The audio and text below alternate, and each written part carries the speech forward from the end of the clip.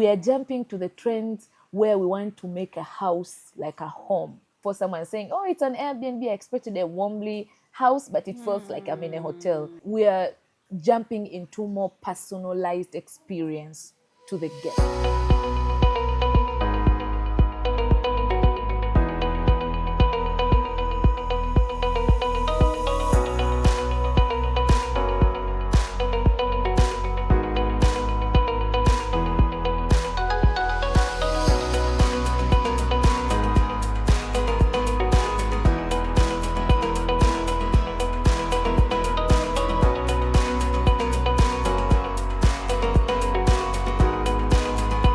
Welcome back to the Social Spotlight podcast, where we discuss everything finance, investment, business growth, and current affairs. In this particular episode, I'm truly excited to learn more about Airbnbs and how I could probably, grade from a side hustle to, who knows, I could become, that could be my business empire. And, but every time I think about Airbnb in Uganda, sure, I don't even know what some of these people are doing. Like, you want to get an experience of where you have that luxury, that comfort, that peace of mind away from home. But then you find yourself in a building where there are even children crying. I didn't sign up for that. So I'm going to learn more, and I hope you stick and we'll learn more about driving this business from a side hustle to a main business. Joining me today is Miss Mmila Happy. Welcome to the show. Thank you. And thank you so much for sparing your time. I know there could be probably so much you're doing, but you chose us. Yeah, I'm really glad that I'm here. You're welcome. Maybe for the people who would want to know a little more about you, tell us, who is Mmila? Who is Miss Mmila? Thank you so much. Thank you so much for having me. I'm really excited to be here. My name is Miss Happy Pascal Mmila. I am a CEO and a co-founder of Ivy Rose Luxury Apartment.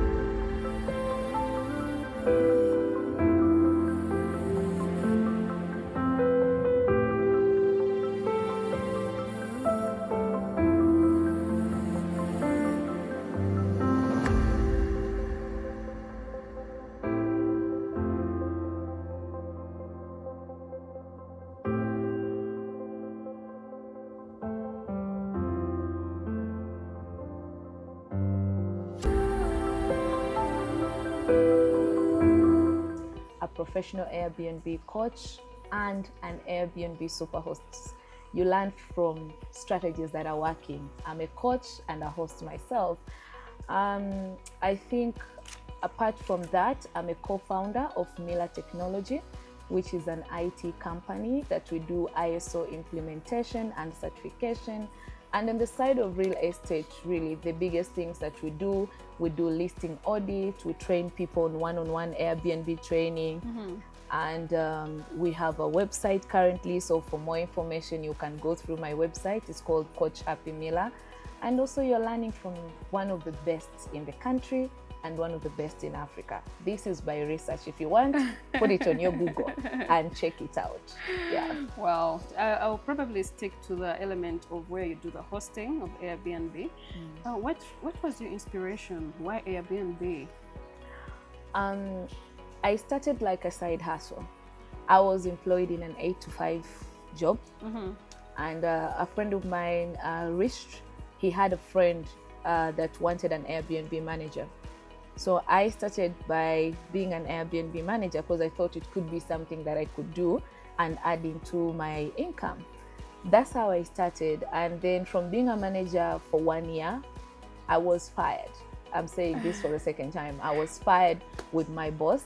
What did you do? And after being fired, I had thought about this idea for long. If I look into my journal, I've just realized I had put it in my vision board way from 2017. But because of the financial capabilities, I could not afford. So I started saving, and me being a manager, which I really thank the lady who gave me an opportunity of becoming a manager. I know she fired me, but up to today, she holds a special place in my heart because she accepted me in the beginning when I did not have the experience. So I took care of her business. I learned how to deal with people. I learned to calculate on the books how much bookings we are receiving, how much goes to cleaner. So all that I learned when I became a manager. Then when I became a host myself, I knew now this is a full-time business. And that's how I now took it as from side hustle to an actual business. Yeah. Wow. I love that you credit your former employer. Not do. many of people out there could do that. Wow. Given this so much really going on in our economy, and for many income earners, I keep wondering, do you think Airbnb could be a feasible side hustle given the current situation? Given the current situation because of Ebola, the news that we received, we had it. It wouldn't be the right time for anyone to join the Airbnb business right now. But after this is gone, it will be the right time for you to join. And another aspect we can look at it is the numbers of tourists have reduced into our country a lot. And we are seeing airline canceling their trips to Uganda. We are seeing our industry is very fragile. So that itself has made us lose a lot of bookings.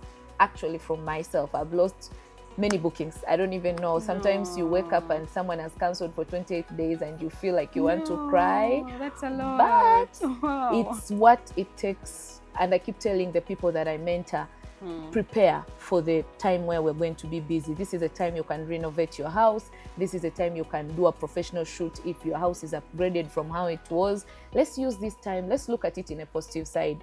I love that you're quite optimistic. Yeah. And maybe to take you back a little bit, you mentioned earlier in your introduction that it took you a while before you could get into full-time hosting because of the resources and, etc. Realistically, how much does an ordinary earning person, Ugandan like myself, needs to, venture into Airbnb? Venturing into Airbnb, it takes it's capital intensive. So sometimes what you can do, you will need to save. And when I say saving, I think maybe this might not be coming out very well into other interview, but I used to save everything I had. Everything. You were intentional. That situation where you get your salary and out of maybe 1 million, you only remove maybe your rent, which my rent by then was 300,000. So you only remove your rent, 300,000, and maybe 100, and then the rest of it you save. Like after you remove the rent and transport, for me the rest of the money was saving, and I saved for a long time. I don't want to become like this genre that I've seen online. You become an Airbnb host today, and in the next month you're becoming a millionaire. I keep saying I wish. I have 11 properties now. I'm like, ooh, nice. A millionaire? I don't know how that works for them, but millionaire in UGX, in US in dollars. I mean, people are saying I'm a 6-figure Airbnb earner, I'm a 5-figure, which is possible, but I believe it's possible with time and with numbers. Absolutely. So it's not something you can wake up and get it. So personally, I had to save for almost 6 to 7 months. I had started saving, and by the time I was starting my Airbnb, it's a very emotional topic for me every time I talk about it, because I think even when I was at TEDx, I'm a TEDx speaker, by the way. Ooh, nice. I tried so hard not to cry, because it's a business. When I started, I did not see myself here today. If I tell people that, I knew I was going to be a coach, I'm going to do master classes, I'll be lying. I did not see myself here today. But every time I go with prayers, I keep thanking God that I am where I am today. And my story of starting, I started from zero. Unlike other people that have money. For me, I had money to pay for rent, for 3 months. My landlord wanted 4. I really thank God when I walked to her, she said, Happy, do you think you'll be able to pay me? And I was like, Mom, please allow me to pay for 3 months. Please. I promise I'll make sure I pay. And I really thank God she believed in me and she gave me that chance. Because another landlord would be like, you don't have 4 months? Go. I'm not dealing with you. So from that time, I have paid rent for 3 months. The house is there. You need to furnish for it to become a short-term rental business model, for it to become a fully furnished apartment. I don't have the money to furnish. What do I do? It was such an emotional thing because I was like, do I borrow? In the couple of friends that I tried to borrow, there are few, which up to today, I understand where they're coming from. Because they kept saying, we know one day we shall end up in one of the podcasts. I'm like, no, guys, you're still very safe. So I reached out and they were like, client are going to come from where? What if they don't come? And I could really understand because the business model was not that popular. Right now, people understand Airbnb. They 2-3 years ago, 5, people were just like, there was no much information. It was really hard to jump into it. So I sat one day in my house. I'm like, happy being happy. I'm like, well, I have a sofa. I think I have a cooker. I have a microwave. I'm like, how about I take all these things out of my house and I take them to the Airbnb that I'm going to start. So I empty my house, take the sofa, take everything, the bed inclusive. Girl, where were you sleeping? In a mattress down. Oh, wow. So sleeping, and by that time, I was doing my master's of strategic comm from Makerere. It was such a hard time. There were days I'll be back from a lecture at 10 and I would not even have a carpet because I took the carpet to the Airbnb. So I had a lesu just down and I would sit. There were days I would cry so much. I'm not saying it was simple. It was not for sure. There were days I would cry so much and I'd be like, God, how? Why? Why am I in this situation? I don't have a TV. Even, where I can say, okay, maybe I'll get it. No TV, no nothing. Everything is gone to the Airbnb. For 9 months, I was in that situation. I was sleeping down in a mattress and I didn't have chairs. I was seated in a lesu. The CEO of Sparewall is my friend, my very good friend, him and the wife. And one day he came to my house and he looked at the house. He just started laughing and he was like, I'm happy. Your house looks like a mosque. Because even when we talk, we can hear ourselves. They're like, he's like, how could you take your personal things? And I was just laughing. And today he listens to me all the time and he's like, I am one of the people who can testify for your story. And so that resilience, start with what you have. I started with what I had and I did not mind to sleep down for 9 months because I kept praying and I told God, I know one day this will become a story that will inspire very many people. True. So at times people want to start Airbnb and they're like, oh, but I have to pay all the money. One of my students say, Happy, I'm not going to empty my house and be like you, that I can start with what I have. If you're a good host, start by seeking opportunities for becoming a manager. Let's see how you are acting being a manager before you become a host. It also gives you an experience. It gives you an actual picture of how the Airbnb investment look like. So you might say it's capital intensive.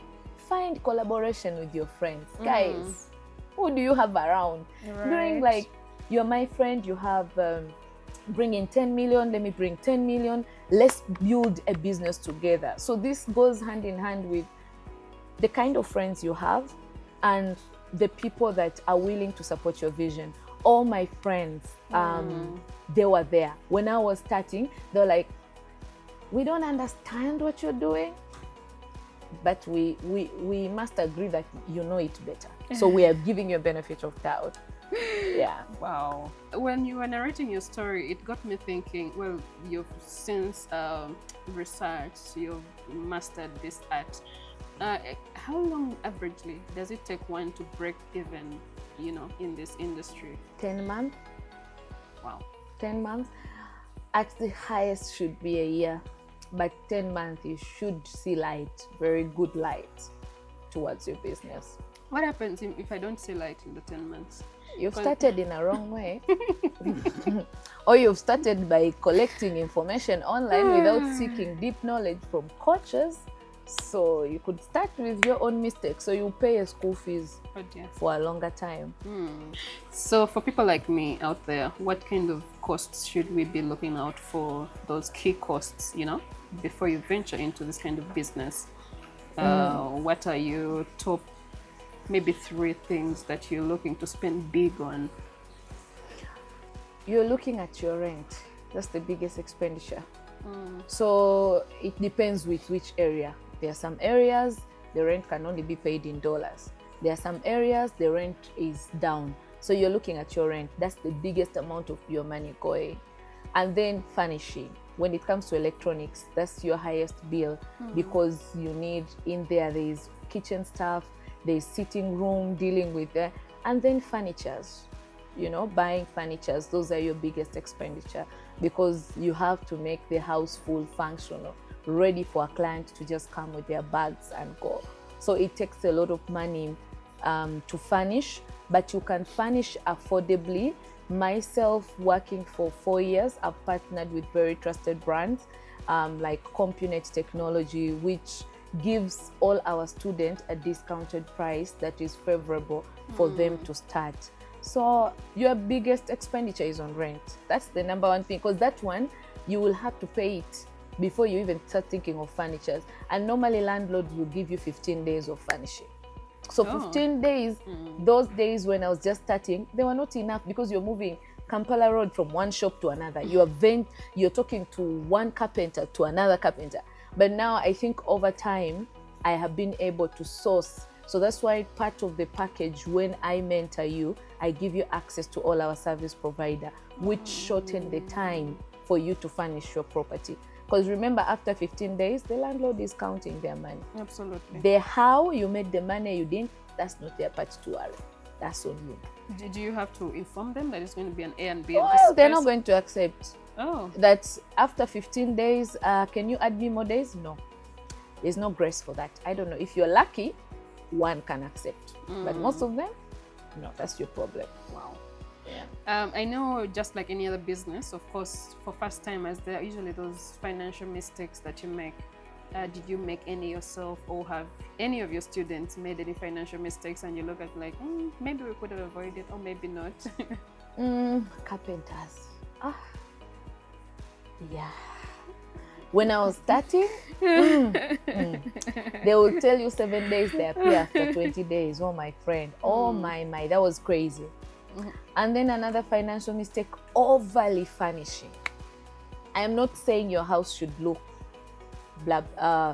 just there. It should look nice, but in a budget. I'm not saying buy cheap, I'm saying buy affordable.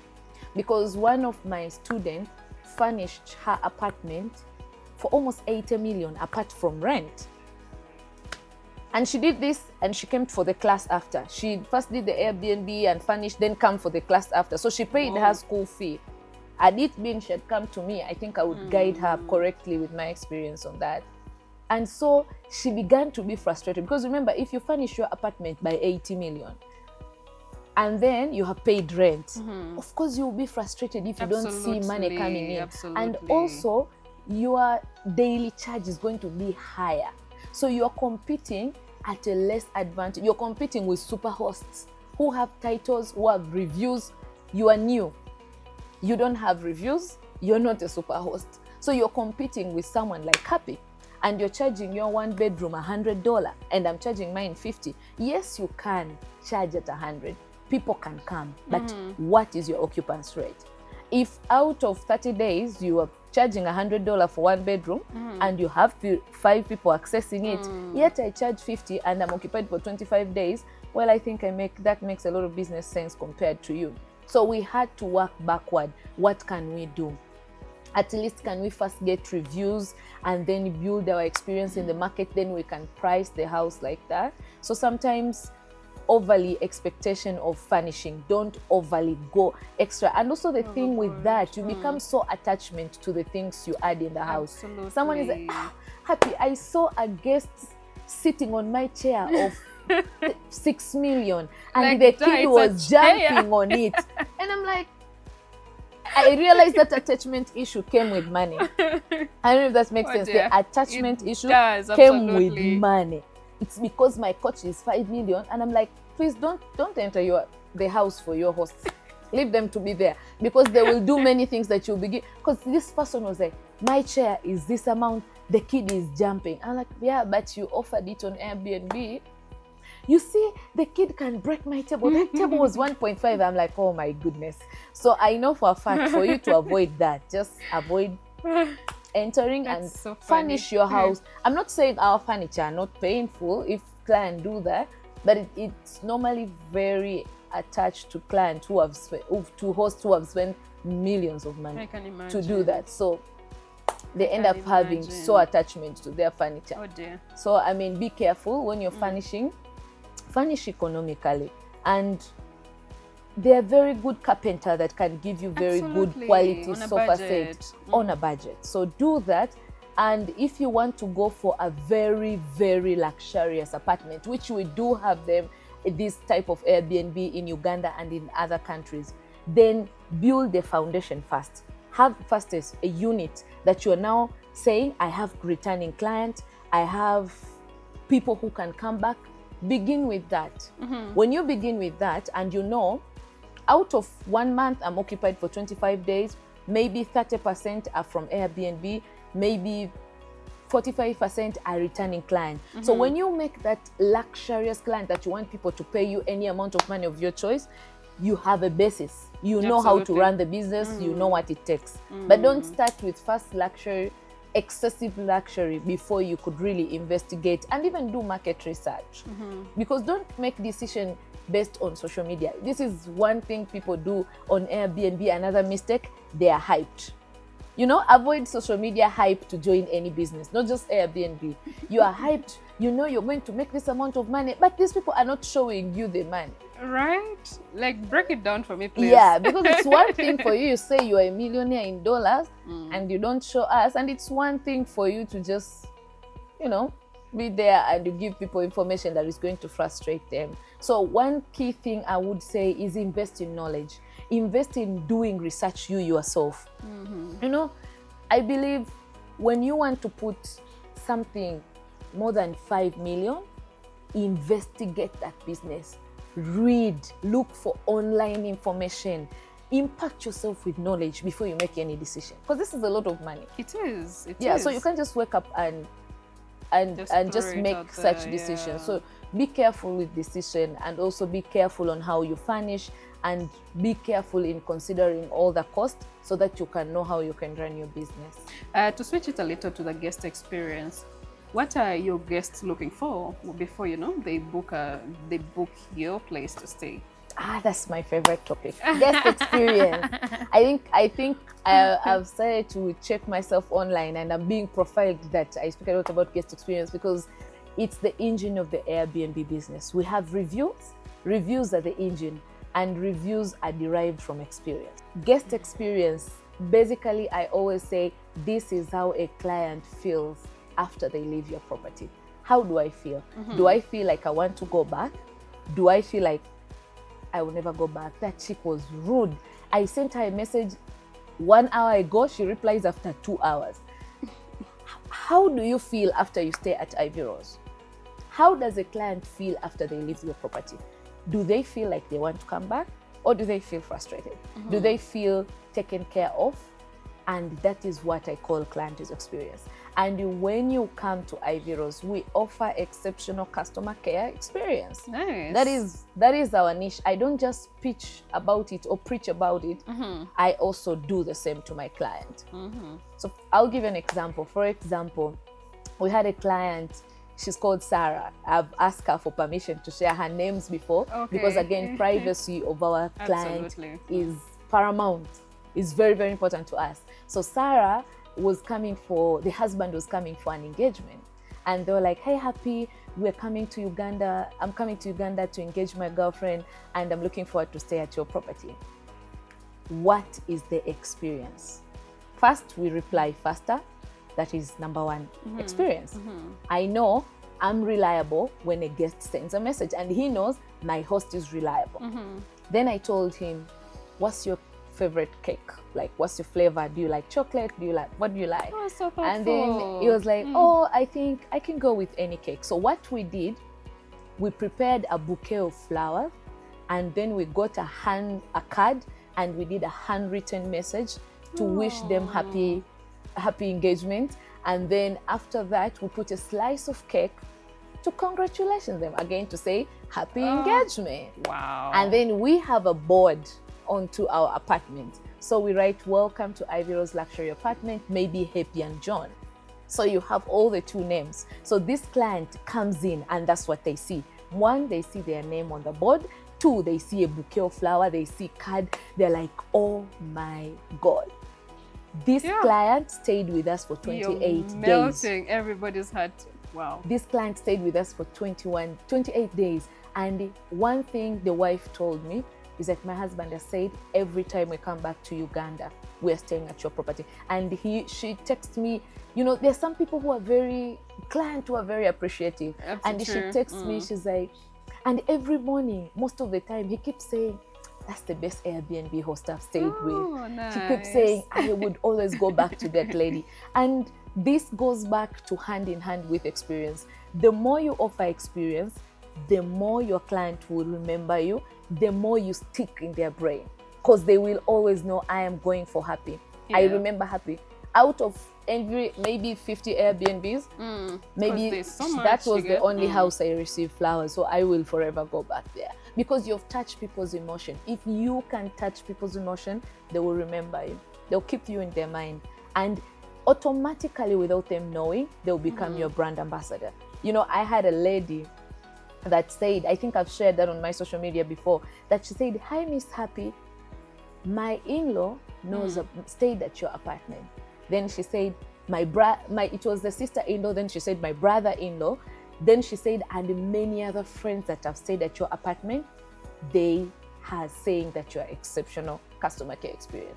So I'm wondering, I always wonder, at what point was she talking for her to know, oh, you also stayed here? Oh, because she said many other friends. The sister-in-law, the brother-in-law, those are two. Many other friends, let's assume they are five.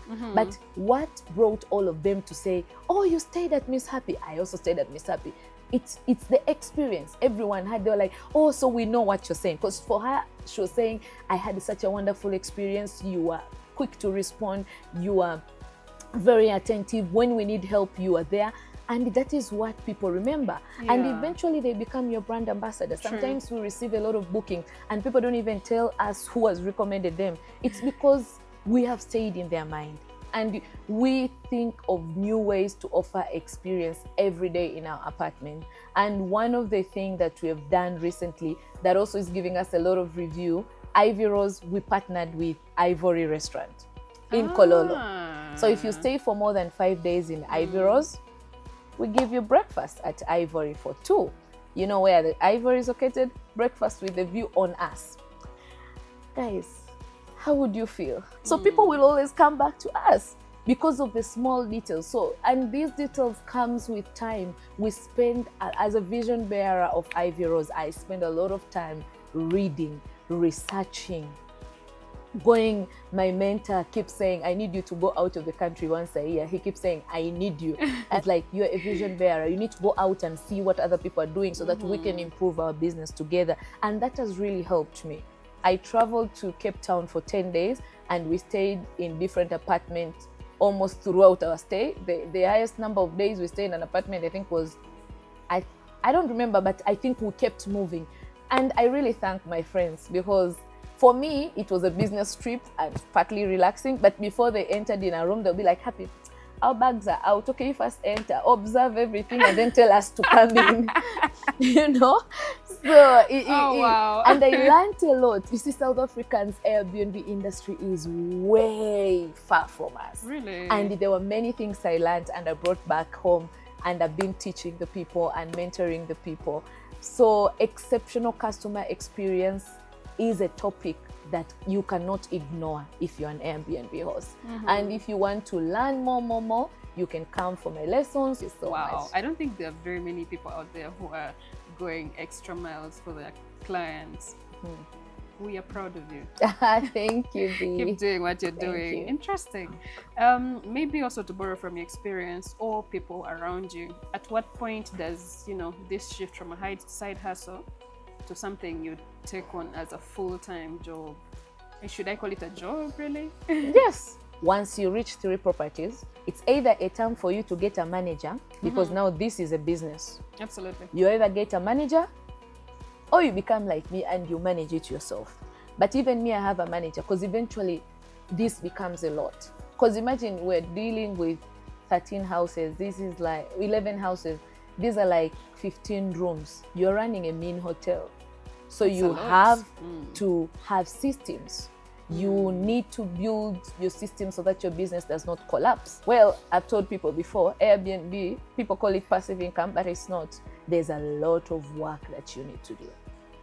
There's a lot. Guest communication, managing the cleaner, managing the Airbnb agent, managing the app. This is a full-time job. So if you're running your first Airbnb and it's responding very well, I believe you can look at that to expand. And when you expand with more than 2, meaning it needs your attention. So you are moving it from being a side hustle to actually, I have an 8 to 5 job and I'm also running another business.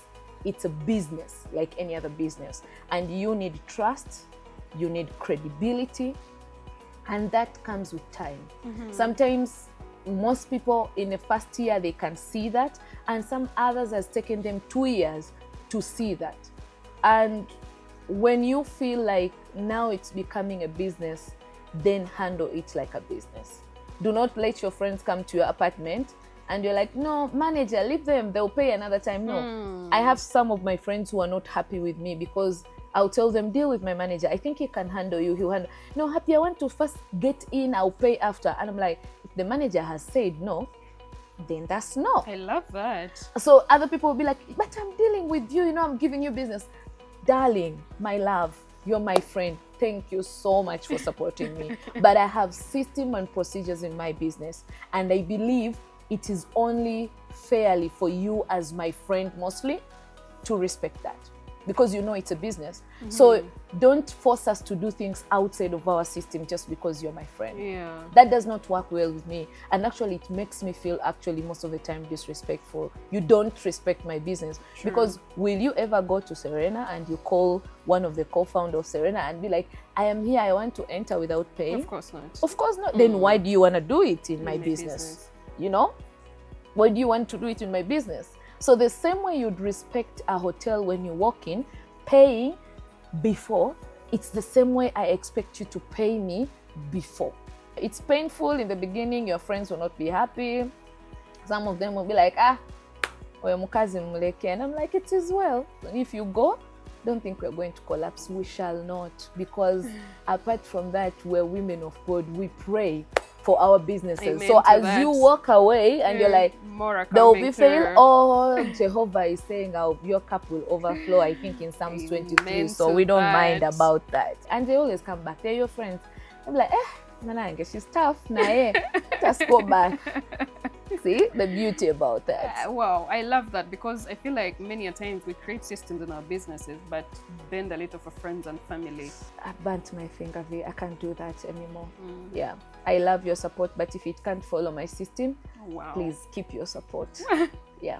I don't know if you'd want to share your own experience or somebody else around you. How did you grow from where you were into where you are now without taking so much risk in between? Well, there's so much risk. I do not want even to sound and say there's no risk. Airbnb is a very risky business. You are not a risk taker, please sit down and relax and look for another business. It's a very risk area. Because I'm imagining for 3 months, nobody has slept in your apartment. Yes, so it's a very risky area. So if you're not a risk taker, sip your water, look for another business. I grew very well when I got a mentor and someone to support me in business. With my mentor, he tells me, I say this every day. He looked at me one day and he told me, Happy, you cannot sail in two boats. Then I asked him why. He said, if you're sailing in two boats, if one is failing, you're more likely to rely on another one. So if you're employed and you have your side hustle, and your side hustle is not doing well, of course you'll kill your side hustle to keep your employment. So let's be very realistic. Now he told me, I need you to ride in one boat.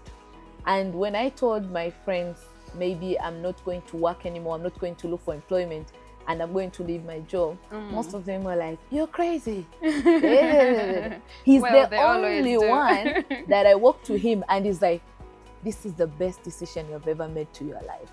I look at him, I was like, what do you mean? Are you sure? It's like, this is the best decision you've ever made in your life, and I promise you will come one day and thank me. And every day I thank my mentor. He's a blessing to me. And when he told me that, I now knew that I need to work on this as a business. With his mentorship in business, there were days that there are things I didn't understand. For example, keeping records.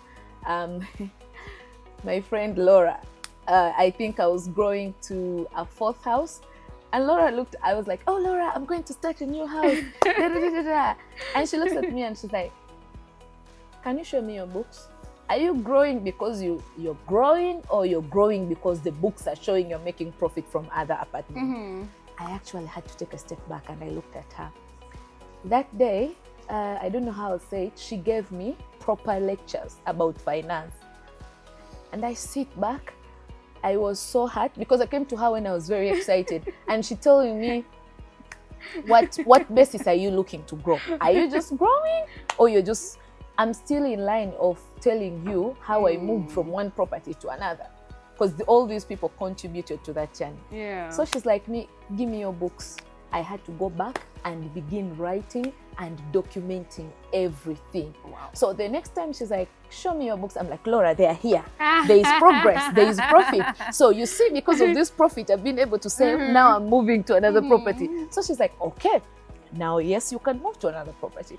Now, my mentor Go, also. Laura. Oh, I hope she won't kill me by mentioning her name. And so another part is collaboration. Growth like this in 2 years is not a growth someone can move alone. True. You need to collaborate. I did not have the money to do all this on my own. So what I did, I found good collaboration, partnership with people that would say, okay, we have a couple of properties. Can we come in 50-50 and then we share on the profit, for example? That is a model that really works for me. So that I really thank God I had trusted partners and people that were willing to trust me in such a model. And that's how I partnered with them. And that's how I've been able to grow from one property to 11 property. It's not my own effort. I have partners that I have to report to. I have partners that I have to show my books to. And I'm willing to do that because I want to grow. Because right now I'm looking at myself as happy to build the short-term rental business in Uganda, even in future for us to build when God blesses us with huge incomes. So moving from one property to another, first of all, take care of your finance. Make decision based on the data you're collecting. Don't make decision because of vibes. You make decision because of vibes, you will cry. Make sure you record everything. Make sure you're able to say, okay, we are growing from one house to another. If we analyze the data, sometimes we reach a point, maybe the whole week, people are looking for houses and all our houses are occupied. Does this call us for another house? And if it calls us for another house, how many bedroom? There's a higher demand in 1 bedroom or in 2 bedroom. Then you're like, okay, because of the data I collected, there's high demand for 1 bedroom in my area. Then go ahead and add a 1 bedroom. Don't add a 2 bedroom because there is less demand. So don't grow by adding different property because of feelings. Go back to your finance, to your books and the data you keep recording all the time, and look at that data to help you to make smart decisions. Because you can start a 3 bedroom when there's no demand on a 3 bedroom. True. So at the end of the day, you have wasted your money. So, but if you collect everything and you record everything, you will be able to grow from one to another with data evidence information that can help you. And also get the right partners. They say a journey, if you go alone, you'll take a very long time. True. But when you go as a group, it becomes simpler, it becomes easier, and also it becomes faster. Because for you, you could be maybe happy, I look at opportunities so much. Maybe my mentor is good at finance and is like, Happy, this does not. There are many times I've gone to him, he was like, no, we're not doing this. And he will give me a reason. And sometimes I was pissed. I couldn't see the reason then. But over time, I'm like, you know, you're actually right. And he just, I think he just smiles like, I told you. So get the right partners. If you see in your area, maybe you're in Mutungo and Mutungo is doing well, get the right partners. Alone, you might not be able to have the money, financial muscles to have 11. True. And I always want to make it clear, because I do not want people to assume that, because we're inspiring young generation. Sure. Look for the right partners. And if you're a young entrepreneur, you want to join the business, begin by unveiling yourself as an Airbnb manager. Look for people and learn before you put up your money. So my journey of growth from 1 property to 11, it's purely because I have the right partners. It's purely because we are accountable, like we have accountability for each and everything. And when we make decision to move to another property, it's not something we wake up and be like, oh, there's an opportunity for a house, oh, let's jump. No. For us, actually, our growth, every year, we add 3 houses. Ooh. Once they reach 3, even if we find a house, it is beautiful as what, we don't take it. That is some discipline right We there. don't take it. We first analyze the 3. Are they still bringing us money? Are we still getting the traffic that we want? Yes. Then next year, we can come back to the other apartment. So make decision which is data oriented. Don't make decision based on feelings. Don't make decision based on your friends. I had a student who the friends kept telling her, no, add more unit, add, it's working, add. And then at the end of the day, she didn't make money and she was frustrated. No. And she had put in so much. Yes, and she had put in so much money. You know, any money you put, it's a lot. True. And you can be very frustrated and in pain and even go through depression because of the business. I can imagine. So use data to make decision to your next move. And that is what has helped me to move from 1 property to 11 property. And in Jesus' name, maybe to 50 property in future. Amen to that. Yeah. I love that you mentioned the future. Where do you see this industry in the next 5 years? We are going to see a lot of townhouses turned to short-term rental, turned to fully furnished apartment. We are going to see movement of Kampala, the houses that are central located, people leaving them for business and choosing to go out of town. The business is going to grow. The competition is going to be stiff. And that is why, if you offer exceptional customer care experience, you're building your community of people who will always come back, who will not look for other options. I'm also seeing a lot of regulation coming out for this industry. For sure, I know they're coming. I don't know when, but I am very sure. Wait, you guys are currently not regulated? We are. The Uganda Tourism Body is regulating us. And so we are going to see it from different angles. We are going to see it from PDPO, for example, Personal Data Protection Office. I am very sure it is one area that will come and you need to have a certificate, because we possess people's information, their name. Sometimes they give us their ID, so which has the name, their age, their gender, and that is too much information to collect and without it being protected. So we are going to see regulation coming, but also there will be growth, you see, and also hotels have gotten someone to give them a headache. I think so. I love it for you guys. I love it for because you. people will keep comparing. We're not saying hotels are going to collapse. They're definitely not going to, because there are still some people who can't go to Airbnb that I mind, bro, me, I'm good to stay in a hotel. I'm not going. So we are going to see competition rising between the short-term healthy competition. Yeah, healthy competition between the short-term rental business model and the hotel business. We're going to see that competition going very stiff. So we are going to be forced to to offer experience. Because when I go to a hotel, what do I get vis-a-vis when I go to an Airbnb? So we're going to see a lot of people comparing it like that, and the industry will grow. And you see, one thing you have to learn is like when Uber came and we were used of special taxi, you either join the growth and the elevation, or you don't join and you collapse.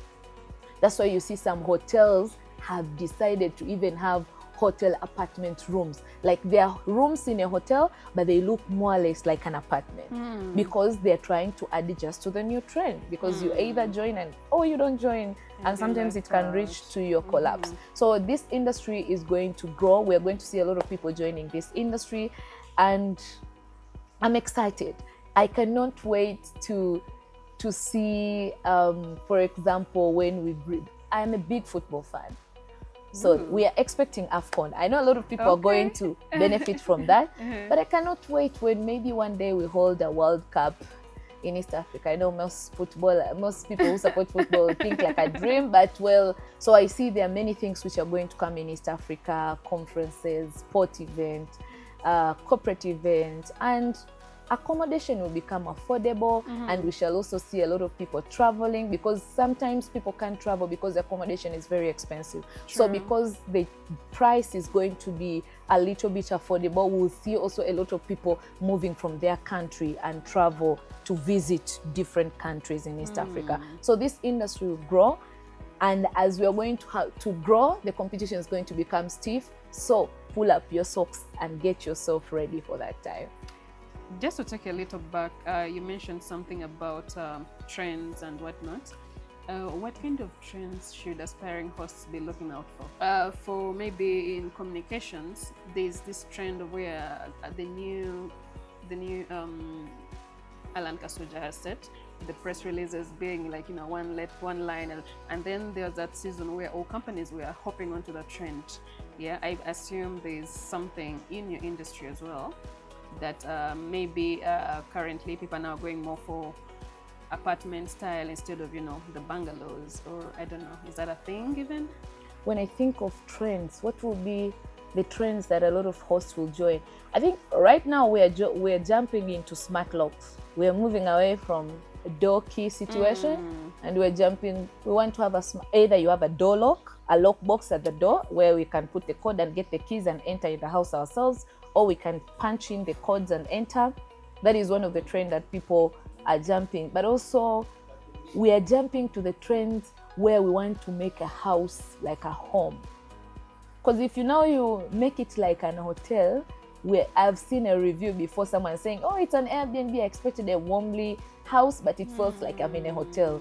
So we are jumping into more personalized experience to the guest.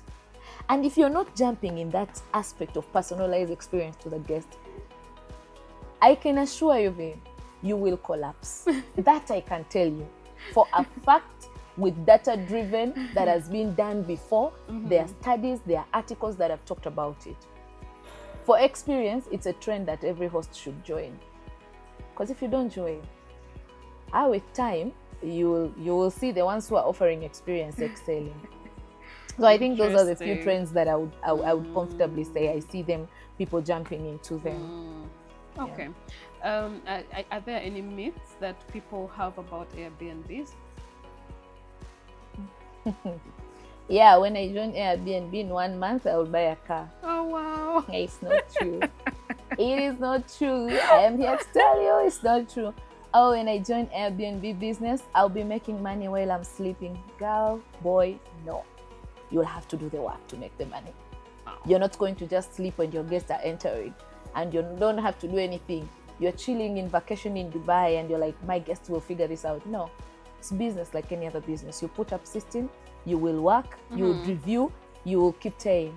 Another myth is like, when I join Airbnb, I think I will be successful in 2 months. And I've been seeing this content, the Delulu, all online. And I'm like, how did these people do it? And it's something I don't want people to join. I've said it over and over again. I do not want you to lose your money. Please don't do that to yourself. You're not going to buy a Benz in one. I don't know. I stand to be corrected with the viewers. If you know somebody any, said they were a billionaire. if you know any, please recommend to this podcast. Write a comment and even give me some. I also need to go and get lesson from that person. But for fact, I know you will need like 2-3 years to see proper profit and to see yourself growing. Because sometimes you'll even reach a point where you only get rent. Wow. And you will have to pay stuff from your pocket. Wow. Because you need to build trust, V. People don't know you. They're not going to come and rush to your apartment. They need to know you. You know, Ivy Rose now, it's 4 years. We've built a name, we've built reputation, you need to also do the same. You're not going to just join the business today and everything works well. Yeah, we will thank God when things works well, but for sure, you need time and you need systems across to be where you are. So online hype, people do business out of online hype. You know, this business is booming, it's making money. You're seeing from TikTok. You don't know, you've not done your market research, you've not consulted from people who have been in that industry way before you, and you just want to do things on your own. Oh, good luck. As I'm saying, some of these things, they are Happy's strategies, approach, Happy's approach. You have a different approach that works for you, well and good. But I don't think in the people I mentor, I tell them all this delusion. I first set them, the first time I'm meeting to train you, I'm like, first, if you think it's a passive income, you'll be sleeping, I'm here to tell you it's a wrong business, but I can train you. And if you want to do that, I'm sure you won't make it. Me, I tell my students, A, B, because I do not want, because at the end of the day, if they're not successful, they'll come back to me. True. So I'd rather tell you the truth. You deal with the truth. So you and choose you'll be if like, you want should to I continue with the training or should I first pause? Yeah. Some people, I even tell them, go back and pray. Pray about it. Ask God about it. When you get wisdom and when whatever you're praying to, and when you feel like I need to do this business, go and do it.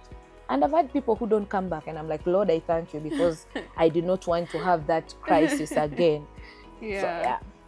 So, as we close, is there any take home that you want to give to somebody that is watching this podcast and would love to, venture into this industry?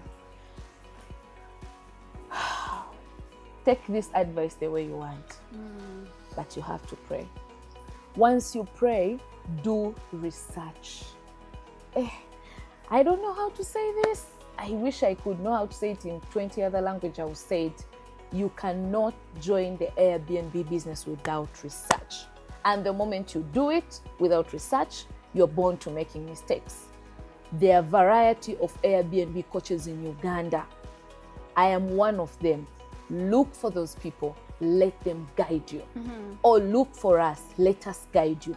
We have experience. You don't have to go through the same mistakes that we did. We paid for our mistakes. Pay for your coach and look for them. Let them train you. And another take home that I would want you to do not wait for you to have all the money to start. Well, I didn't have the luxury.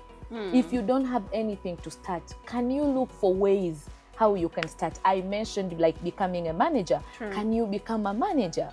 And apart from becoming a manager, can you offer yourself and get an intern and say, Happy, I would love to support you to this project. Can I just come and join you so that I see how the business is run? Because then from you running that business on a day-to-day basis, you will be able to learn from us. Absolutely. And when you learn from us, you're going back when you have good information.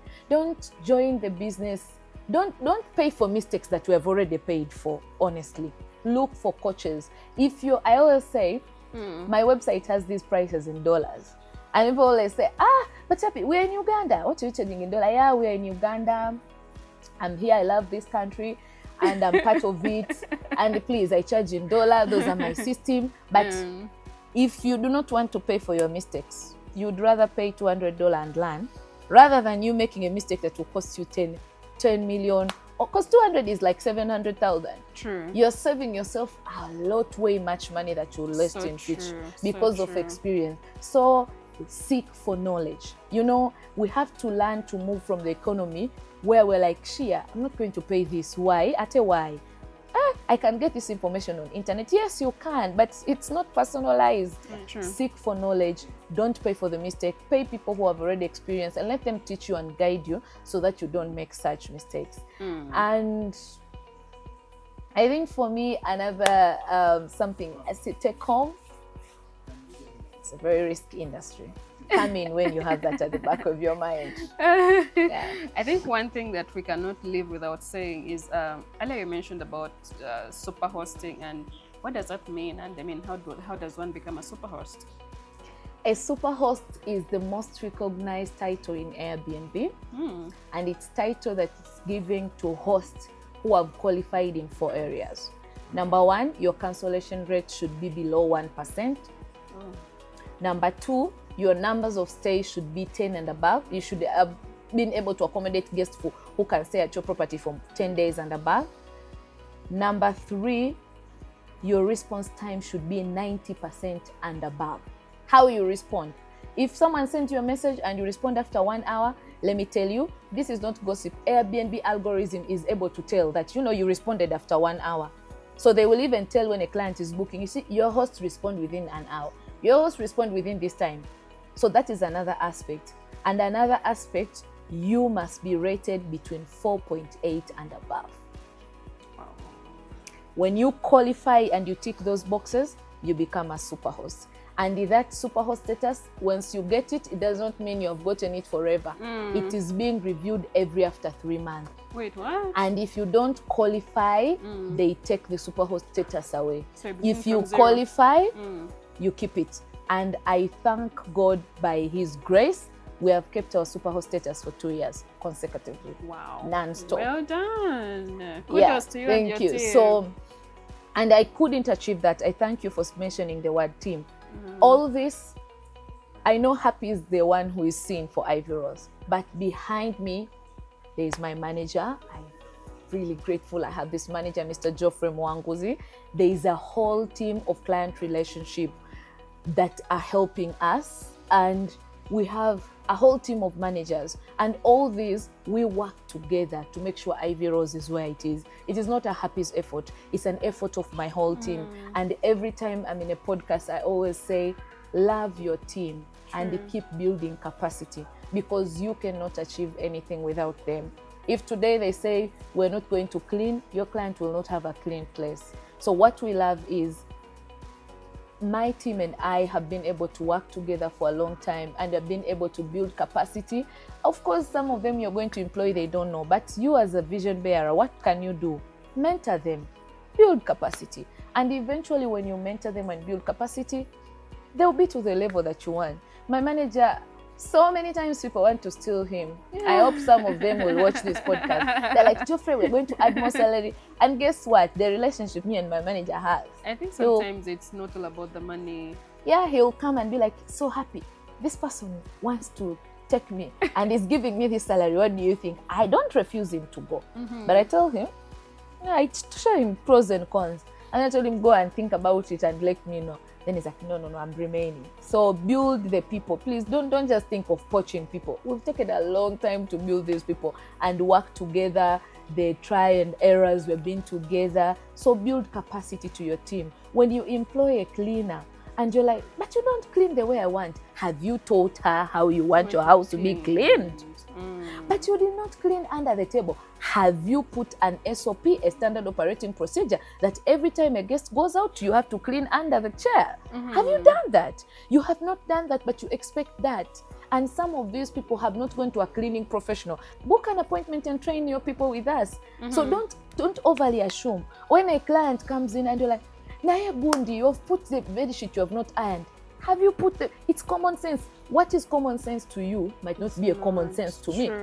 So sell your vision to your team and build capacity and invest in them. The thing is, we love to employ people and we don't invest in them, and we assume they should be knowing. No. They are not going to know if you don't build capacity. And you're the vision bearer of your apartment. So you either choose whether you want that vision to be distorted because you're not doing training or capacity building, or you want that vision to grow as you grow with the people by training them. So this highly depends on you as a vision bearer or the owner of that apartment. But from me to you, capacity building will save you a lot of embarrassment and bad reviews. Wow, thank you so much for sharing with us. You're most This has welcome. been quite insightful. We love it, and we hope for more collaborations in the future.